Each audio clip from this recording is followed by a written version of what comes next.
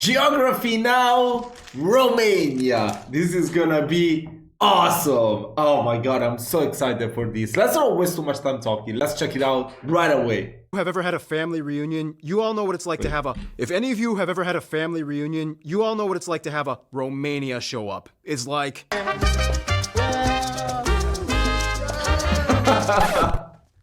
Oh. Yeah! It doesn't matter if you're in a cold, dark castle or a tropical beach with margaritas. If you're Latin, you're part of the family. It's time to learn geography. Now!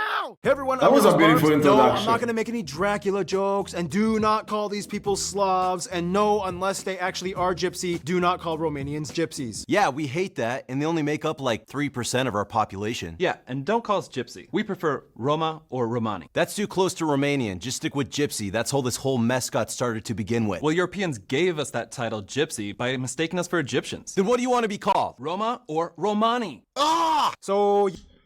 Oh, so gypsy comes from Egyptians. Gypsy. Oh, the hell? Never thought of that. Oh, that makes sense. Yeah, anyway, let's look at the I globe guess. and see where Romania is on the map, shall we? Romania is unique because it's not only positioned in a weird spot, but it's culturally isolated. It's like the easternmost point of Latin influence. Quite a story, and it all starts in Europe. Romania is the 12th largest country in Europe, located at the crossroads between what is considered Central, Eastern, and Southern Europe. So it's hard to give it a single regional title, but for what it's worth, it borders 5 other countries and the Black Sea to the east. The nation is divided into 41 counties with their own city councils. However, to make things 41. easier, the counties are kind of clustered into 8 development regions, which don't actually have any administrative power, but rather tie groups of counties together to facilitate economic activity. Culturally speaking, though, Romania is also kind of divided into 3 general historical regions: Moldavia, Wallachia, and the well-known Transylvania. Yes, Transylvania. We'll talk about that later. The capital, Bucharest, located in the south, acts as its own county, and of course has the highest population of any city. Here you can also find the largest international airport, Henry Coanda International. Otherwise, in the second largest city, Cluj-Napoca, in the northeast, you can find the second busiest airport, Avram Iancu International. And of course, in the third largest city, Timișoara, you can find the third busiest airport, Tiraien Voie International. Otherwise, anything shipping related usually comes in from the Black Sea, with the largest port, the port of Constanța, which is also the largest shipping port on the Black Sea. Keep in mind, just a skip away is Snake Island, that Romania and Ukraine had a Snake small Island. dispute over that finally got resolved in 2009. Ukraine won. Dang. Oh, Anywho, the okay. country has a wide, extensive rail and road network that reaches every neighboring nation. Disputedly, the busiest road being the A2 and A3 roads, linking the Black Sea to Bucharest and further to Hungary, traversing the Carpathian Mountains. Otherwise, Romania is unique because the country in itself didn't always look the way it did. There's Moldavia, not to be confused with Moldova, although Moldova does get its historical name from that area. There's also Wallachia and the infamous Transylvania. That's right, Transylvania is in Romania. But it should belong to Hungary. We'll get to that later. Now, Romania is Oh, definitely not there's a shy of dispute. making landmarks and sites of interest that stick out, and they take many Wow, aesthetic look at cues that. from multiple people groups. You'll see buildings that look French, buildings that look Slavic, some that look German, and some that just kind of do their own thing. For what it's worth, though, here are some of the top spots you guys, the Romanian geography, suggested we mention: the Palace of Parliament, the National Heroes Mausoleum, the Gates of Iron, Constanța Casino, the Silly Cemetery of Maramureș, this pole thing, Salina Turda, this ancient Dacian site, the Wow. King Decibel statue, the Tunnel of Love, this really cool What? bookstore No, wait, site, what? King Decibel statue, the Tunnel Bro, this is so impressive. What the hell? The Tunnel of Love. I can see it's very romantic. of Love, this really cool bookstore, this ancient temple. Wow. Sibiu is like the most Transylvanian city you can Sibiu. get. Houses even have eyes on them. So many churches, Oh my like God. these, including one that was built into a cliff and the tallest wooden church in the world. Brasov and Rashnov also have those cool citadels and churches. They even have those Hollywood signs on hills. There's so many castles, many of which So are said to be cool. haunted, but the most famous one probably being I need to check out a video of the most beautiful places of Romania. I always wanted to travel to Romania, but still haven't, unfortunately. Definitely, if you know of any good videos, let me know. Bran Castle, or Dracula's Castle. Yes, the famous Dracula Castle, which is not even mentioned as the home of Dracula in the book, and it was written by an Irish guy. And Vlad the Impaler was just an inspiration of Dracula. He wasn't actually Dracula, and he never even set foot in this castle. Will you shut up? Don't give away our secret. This creepy gimmick makes us a lot of money. By the way, guys, this is Jason. He taught me motion graphics and helped me launch the entire channel. He's a vampire! Oh, yeah, lots Wow, of creepy that haunted was sites cool. going on. And it doesn't stop at the buildings. They have entire forests that people are afraid to step into. Which brings us to...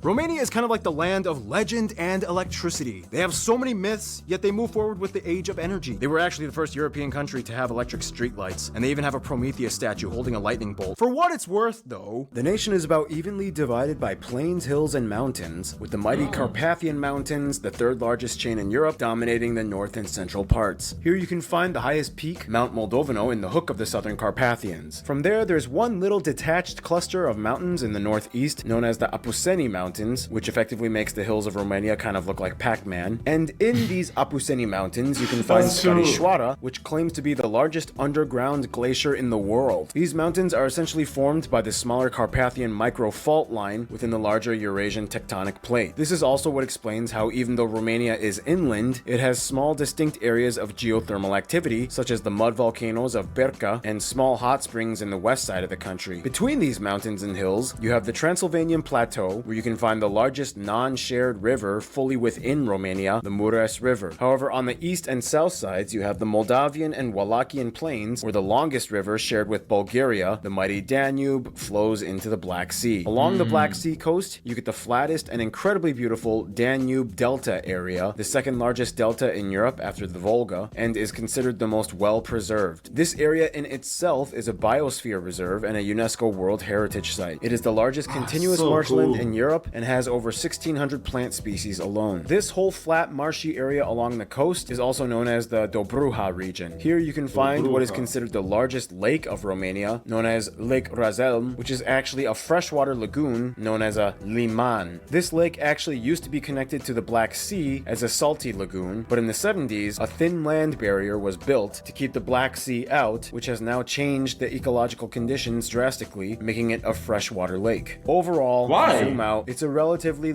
Oh, why they did that? lush European country. And with that, it's time for my triple shot espresso break. Noah usually comes in for this segment, but unfortunately he's still out visiting family. So how about we add some pumpkin spice to this order, shall we? Bibbidi bibbidi bop sagging.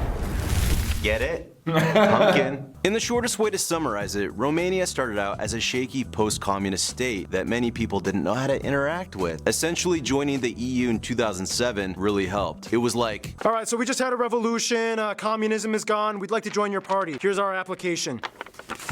everything seems to be in order, but you do have some sprucing up to do. Oh, okay, just hear me out. We're going through legislative reforms, we're opening up a free market, and just to prove we're dedicated, we even put visa regimes on countries like Russia and Turkey. You have to wait 14 years, you won't be Schengen, and you have to use your own currency. Woohoo!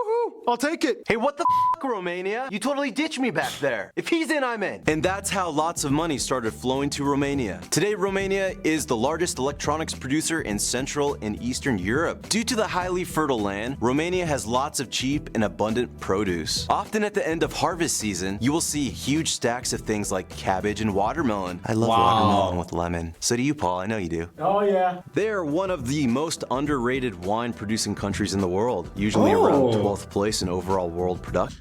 I never tried Romanian wine, I think. Oh my god. Wow.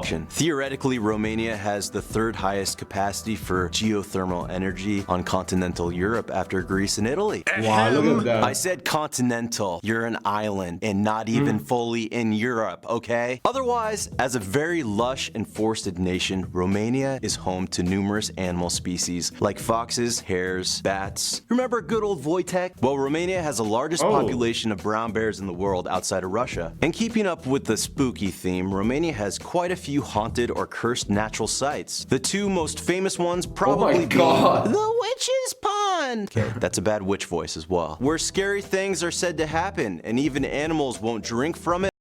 Bro, is there some videos on the YouTube checking out the witch's pond? Maybe some temporary vloggers going there. I Or want go to see near it. it. Yeah. Okay. And Hoya. You know we have a Ho rainforest where I'm from?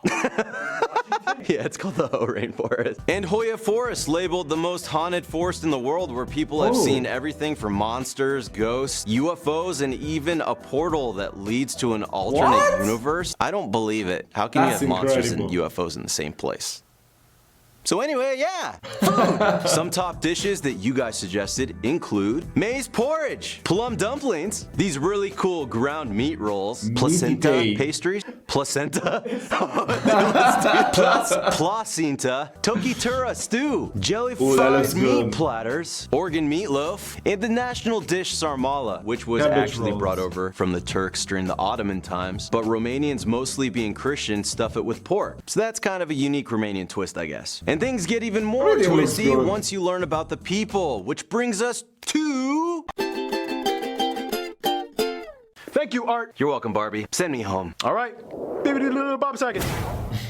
The Romanians have a saying. They are a He's really going crazy with the special effects in this Latin episode. island in a Slavic sea. If you look at the position of Romania on the map, literally everyone surrounding them is not like them. But we'll get into that later. First, Romania has just about 19.5 million people and has seen a 16.2 population decrease since its peak in 1991 at 23 million. The majority of the country, at about 88%, identifies as Romanian to whatever degree, whether it be one or both parents being Romanian. After that, the second largest minority group would be the Hungarians, and more specifically, the Sikh people, found mostly in the Transylvanian area. After that, the Roma, Romani, often called Gypsy, come in at third place at around 3%, and the rest are a bunch of other groups like Ukrainians, Germans, and general Europeans, and very few non-Europeans. Now, even though they are part of the EU, they are not part of the Eurozone. Wait, okay, no, the money is delayed.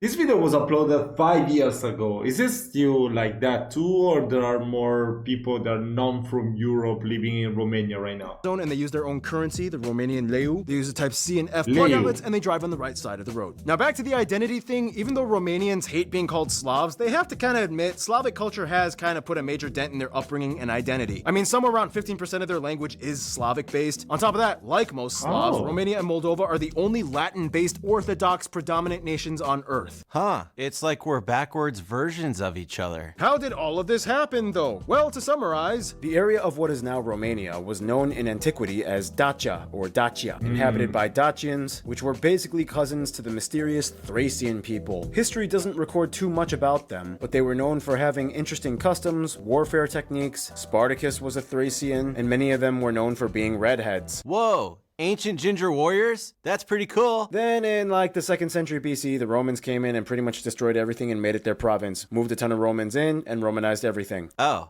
well. This is essentially how the land of Romania became the easternmost point of Latin influence in Europe. Over time, Slavic tribes migrated south after the Roman Empire fell, but they avoided the Carpathian and Black Sea coast, which they knew were Latin strongholds. After gaining ground in the Balkans, this essentially isolated Romania from every other Latin-based area, which kind of explains how they became. Wasn't the Battle of Adrianople fought in nowadays Romania? Or am I getting confused? I know it was on the Danube, so it could be a distinct people group. So that's basically how it all went down. Then we get to the CK people, the second most populous minority. Yes, that's how you pronounce it, CK. Basically cousins of the Hungarians. These people are steadfast in holding on to their culture, language, and claim over the Transylvanian region, known as CK land. They even have their own flag. Today it's not such a big deal, but once every so often you might get a little bit of tension between the Romanians and the CK. On top of that, Romania was a previous kingdom that ended in 1947, with King Michael I being the last king until he was forcibly abdicated by the Communist Party. Context, Hannah wanted to be the king of Romania in this skit. Well, good to have you visit, Your Highness. But are you sure you don't want to seek asylum here? No, no, thank you. I shall return. My people will listen to me and respect my title. Very well. Safe travels. Sign this paper saying you won't be king anymore. We'll kill you. Well, I tried. And today there are actually 3 people that can technically claim heir to the former monarch of Romania. But anyway, we're getting ahead of ourselves. Now it's time for Random Hannah with culture stuff. Now with Romanian culture. It gets a little intense because they are saturated in myth and legend, especially with major life events like birth, marriage, and even death. Some of the traditions include things like, for a kid's first birthday, it is common to cut a lock of hair from the baby and keep it forever. Also, people might give offerings to the fate fairies by leaving gifts on the windowsill. Romanian weddings are also pretty extreme. It's common for the bride to get kidnapped by friends of the family for a silly ransom. During the kidnapping, the bride just kind of hangs out and drinks at a bar or something. I watched some YouTube videos about that. But then the girl's like happy at the end. It's weird, okay? And there are so many— I want to watch some YouTube videos about that as well. Other small customs and festivals, like the Midsummer Festival, where women dress in white. The Kaloi Anul rain-making ritual. The Midsummer Festival, I thought that was something from Northern Europe, the Nordics. Performed by children after Pretty Easter interesting. or a hot day. Christmases are very important to them. In Romania, they go buck wild, making as much noise as possible, wearing costumes, sometimes having whips, and carrying staffs to ward off evil spirits. There's also that festival where the dudes wear women's clothing and masks with loud bells and they parade to Uchi ward off festival. disease and evil spirits. On St. Andrew's Day, it's common to eat garlic and spread garlic all over the house to ward off the Evil spirits. yes, as well as the stigoi, which are like Romanian zombies. Superstitions, Oh, charms, the Strigoi. I really loved. What was the name of the TV show of the Strigoi? There was the old man fighting them. It was really cool, that show, I would say. Totally underrated. It wasn't as popular. and so on are heavily ingrained in their upbringing. In fact, they even have a 16% black magic income tax for anyone that works in the profession, such as fortune telling or witchcraft. Now, every region of Romania has their own folk costumes, which generally look pretty similar, but you'll notice they all kind of have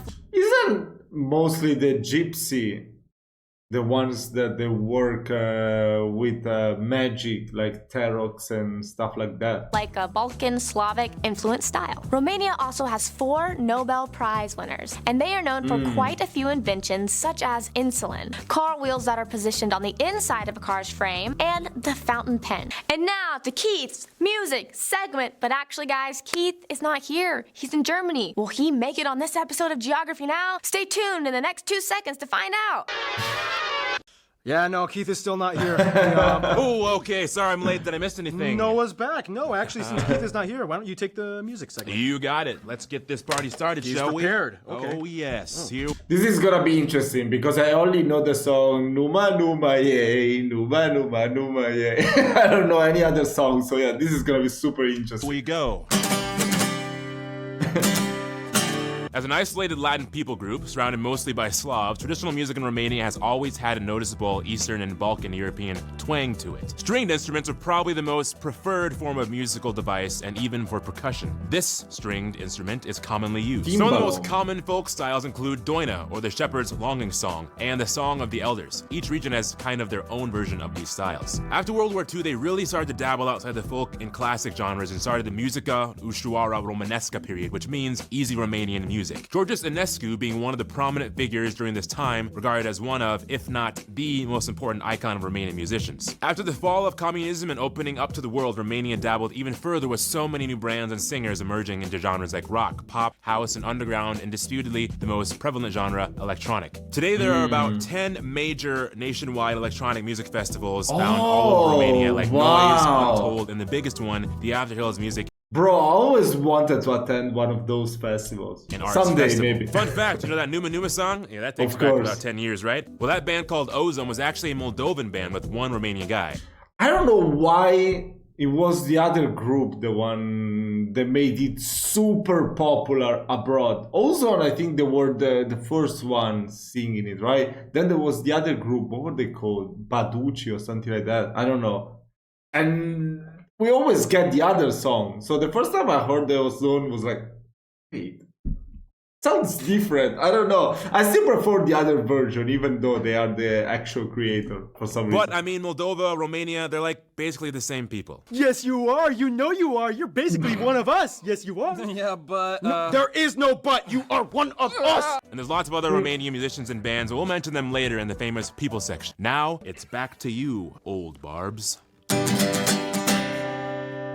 Here we go. All right, so in the quickest way I can summarize the history of Romania: Dacia, Roman Empire, tribal migration, Middle Ages, split into 3, Ottomans, Austro-Hungarians, Russians came in, World War I, country unites. Things look good until boom, World War II. Lose parts of what were formerly parts of the country, satellite USSR, Soviets banish royal family, really bad communist years, dictator deposed, democratic elections, European Union in 2007, and here we are today. Some famous people you guys, the Romanian geography people, suggested we mention in this episode include, full disclosure, I'm gonna probably mispronounce everything, Klaus Ioannis, Gica Hagi, Nadia Comaneci, Simona Halep, Christian Mungiu, Cornelio Porumboiu, Ilina Stase, Ina, Alexandra Stan, Marius Moga, Sebastian Stan, that one was easy, jeez. Dustin Hoffman's parents are from Romania, Stan Lee's parents, Sergiu Niculescu, Gopo, Amza and Oana Pelea, Dem Radulescu, Jean Constantin, Andrea Esca, Angela Georgiou. I am so sorry, Romanians. I can't. But anyway, a lot of Romanians and a lot of friends that the Romanians have made over the years. Let's find out who they are. I will never forget Adrian Mutu, to be honest. I mean, he was really, really, really good at the time. When it comes to friends, Romanians have a saying, their only best friend is the Black Sea, because it never tried to invade them. In all seriousness though, recent changes in the past 3 centuries have drastically changed the way how they operate their diplomacy. For one, after dropping communism and becoming a member of NATO and the EU, of course relations with other EU members have grown since the 2000s, and although they are one of the less wealthier EU states, their GDP and quality of life has risen thanks to heavy investments and loans offered by the EU. This of course has strained relations with Russia. Romania was once part of the Warsaw Pact that essentially cooperated with the former Soviet Union until the early 90s when everything broke apart. Not only that, but the whole conflict with Transnistria in Moldova only heightened tensions between Romania and Russia over time. Serbia.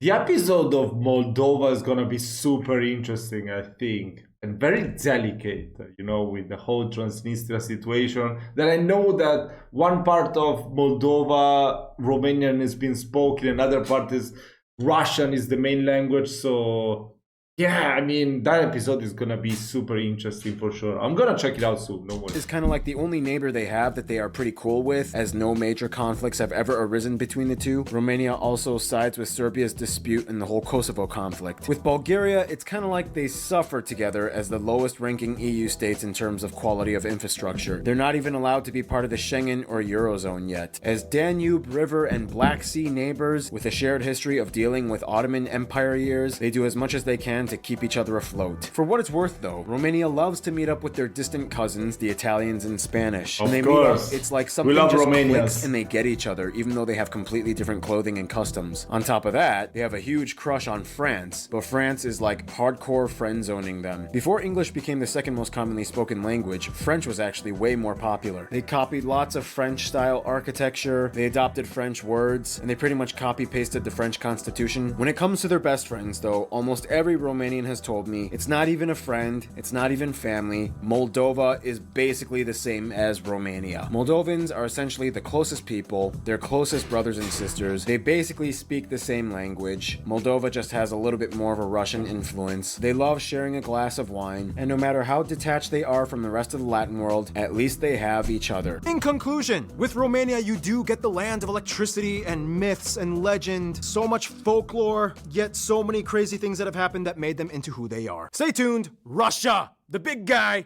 is coming up next. That was super interesting. I really enjoyed this episode. If I'm not mistaken, there was a period in time I remember that Romania had the best internet connection. I don't know if it's still like that, which country has the best internet connection nowadays, but yeah, I do remember that data. That was a pretty cool episode. I mean, when I check out Geography Now episodes, you can understand that that's kind of like the introduction to a new country for me. So if you have any more recommendations, those are really welcome. I will check out any videos that you like that is very interesting about the country I'm reacting to. So yeah, just tell me down below in the comment section. Also, don't forget to subscribe to the channel. See you soon.